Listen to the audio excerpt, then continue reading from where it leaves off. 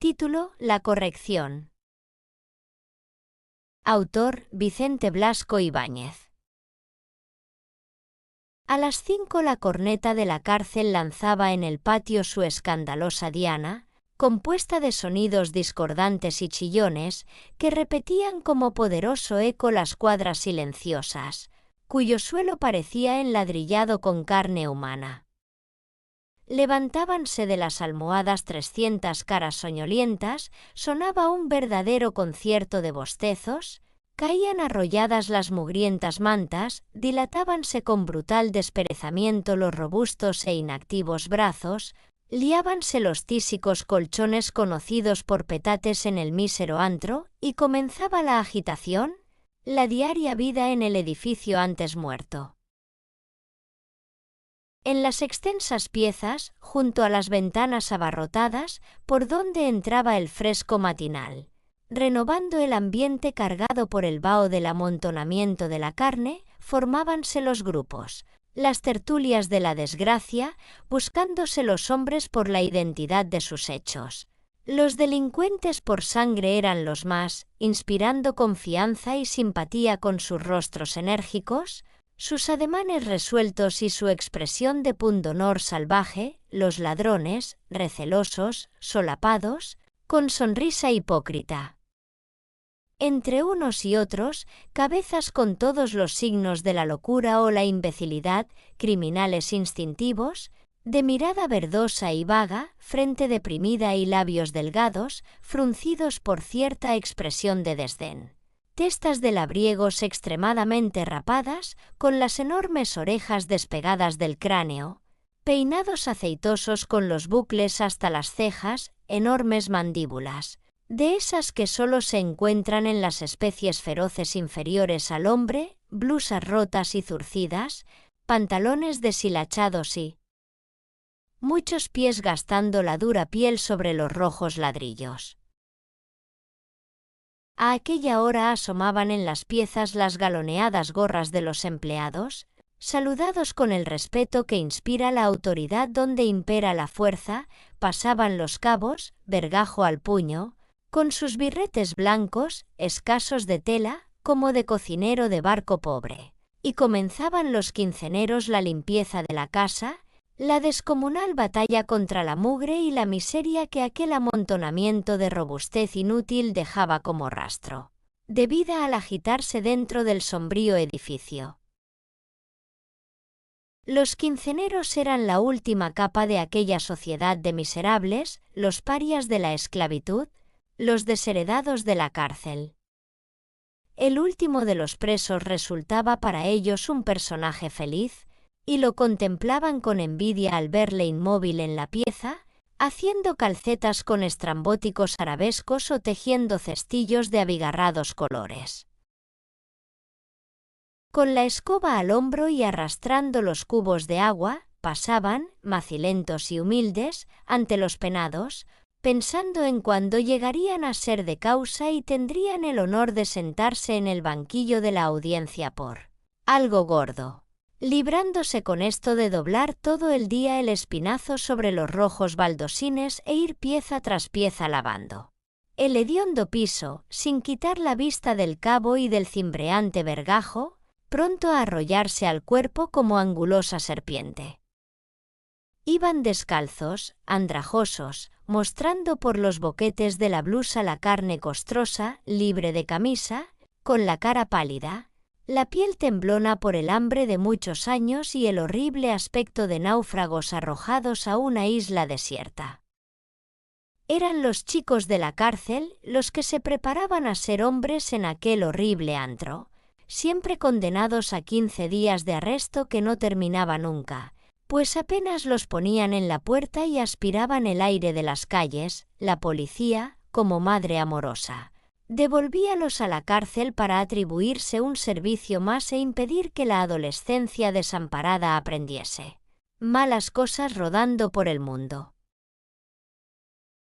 Eran, en su mayoría, seres repulsivos, frentes angostas con un cerquillo de cabellos rebeldes que sombreaban como manojo de púas las rectas cejas, rostros en los que parecía leerse la fatal herencia de varias generaciones de borrachos y homicidas, carne nacida del libertinaje brutal que estaba aderezándose para ser pasto del presidio. Pero entre ellos había muchachos enclenques e insignificantes, de mirada sin expresión, que parecía esforzarse por seguir a los compañeros en su oscuro descenso, y, extremando la ley de cartas hasta lo inverosímil, resultaban las víctimas de aquellos mismos que pasaban como esclavos de los presos.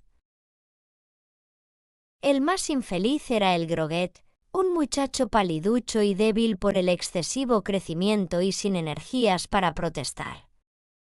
Cargaba con los enormes cubos y, agobiado bajo su peso, subía la interminable escalera, pensando en el tiempo feliz en que tenía por casa toda la ciudad, durmiendo en verano sobre los cuévanos del mercado y apelotonándose en invierno en el quicio del respiradero de alguna cuadra. Castigábanle por torpe. Muchas veces al cruzar el patio, quedábase mirando aquel sol que se detenía en el borde de los sombríos paredones, sin atreverse nunca a bajar hasta el húmedo suelo, y cuando el vergajo le avivaba el paso, lanzaba entre dientes un mare meua y le parecía ver la paraeta del mercado, aquella mesilla coja con la calabaza recién salida del horno, tras la cual estaba su madre cambiando ochavos por melosas rebanadas y peleándose por la más leve palabra con todas las de los puestos vecinos que le hacían competencia.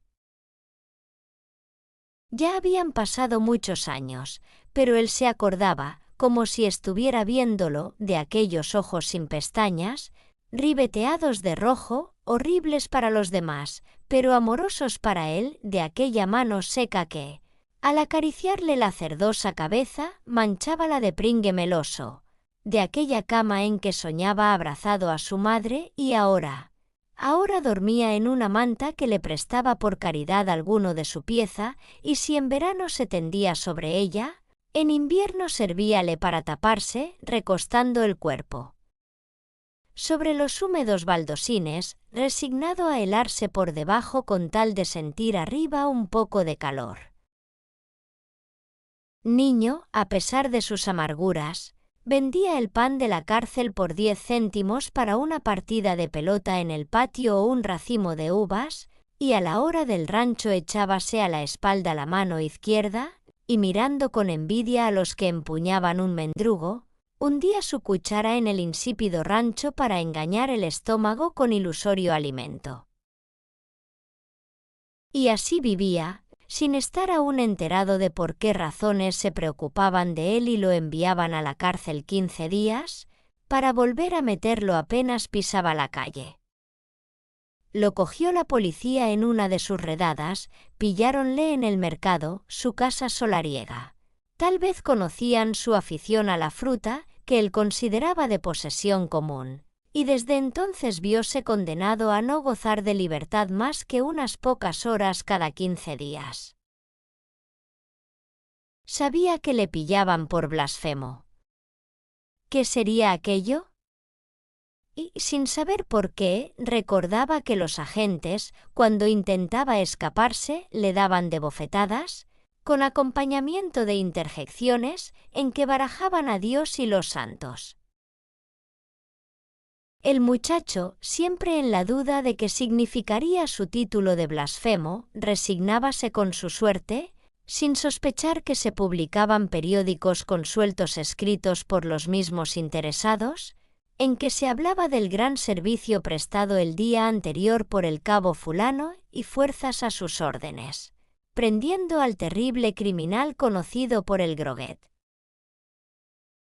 Y aquel bandido de 15 años iba creciendo en la cárcel, trabajando como una bestia, aprendiendo a ratos perdidos el caló del criminal, oyendo la novelesca relación de interesantes atracos y mirando como hombres sublimes a los carteristas y enterradores. Señorones muy listos y bien portados que iban por el patio con sortijas y reloj de oro y que tiraban el dinero, siendo reverenciados por todos los presos. Ay, si él pudiese llegar por el tiempo a la altura de aquellos tíos. Pero sus aspiraciones eran más modestas. Había nacido para bestia de carga y solo deseaba que le dejasen trabajar con tranquilidad, que no fuesen a buscarle cuando no se metía con nadie. En una de sus salidas quiso vender periódicos, pero apenas lanzó los primeros gritos, ya tenía en el cuello la zarpa de un tío bigotudo, de aquel mismo de quien decían en la cárcel la gente de la marcha que poniéndole 2 o 3 duros en la mano era capaz de no ver el sol en mitad del día y de dejar que robasen un reloj en sus mismas narices. Otra vez, al cumplir la quincena, levantó el vuelo y no paró hasta el puerto, donde, con un saco en la cabeza a guisa de caperuza, dedicábase a la descarga de carbón, andando con la agilidad de una mano por el madero tendido entre el muelle y el vapor inglés. Lo pasaba tan ricamente, comía de caliente y con pan en una taberna. Pero a los pocos días quiso su desgracia que asomase por allí los bigotes uno de sus sayones, y otra vez a la cárcel para que pudiera publicarse con fundamento la consabida gacetilla sobre el terrible Groguet, y el inmenso servicio del cabo fulano y fuerzas a sus órdenes. Así iba corrigiéndose el bandido de sus terribles crímenes, que él no sabía cuáles fuesen, y oyendo a los ladrones la relación de sus hazañas, estremeciéndose al escuchar el relato de los asesinos y teniendo que resistirse a monstruosas solicitudes que le aterraban. Preparábase para ser hombre honrado cuando la policía le quisiera dejar tranquilo. No le cogerían más, estaba decidido. Aquella era la última quincena que pasaría. Cuando terminase, no se detendría ni un instante en la ciudad. Iría al puerto para esconderse en cualquier barco, se metería bajo los asientos de un vagón de ferrocarril. El propósito era huir lejos, muy lejos, donde no sacasen más al Groguet en letras de molde ni le conociera ningún cabo fulano. Y el muchacho, que antes vivía la cárcel con resignada indiferencia, esperó impaciente el término de quincena. Por fin llegó el momento. El Groguet, a la calle, con todo lo que tenga. Lo que él tenía. Valiente sarcasmo. Ganas de trabajar, de regenerarse, de verse libre de aquella estúpida persecución y nada más. Se sacudió como un perro mojado antes de salir de la pieza, no se limpió de los zapatos el polvo de la cárcel, porque carecía de ellos, y lanzóse por el entreabierto rastrillo como un gorrión fuera de la jaula. Vamos, que ahora se fastidiaba para siempre el tío de los bigotes. Pero se detuvo en el umbral, aterrado como ante una visión. Allí estaba él en la pared de enfrente, con otro fariseo de su clase, sonriendo los dos como si les complaciera el terror del muchacho. Intentó escapar, pero inmediatamente sintió la velluda zarpa en el cuello, y fue zarandeado con acompañamiento de esto y aquello de Dios y la Virgen. Como medida de previsión, otra quincena. Y sin dar gracias a la sociedad, que se preocupaba de él para mejorar su índole perversa, atravesó otra vez el portón en busca del vergajo que enseña y de las conversaciones de la cárcel que moralizan. Iba preso de nuevo por blasfemo.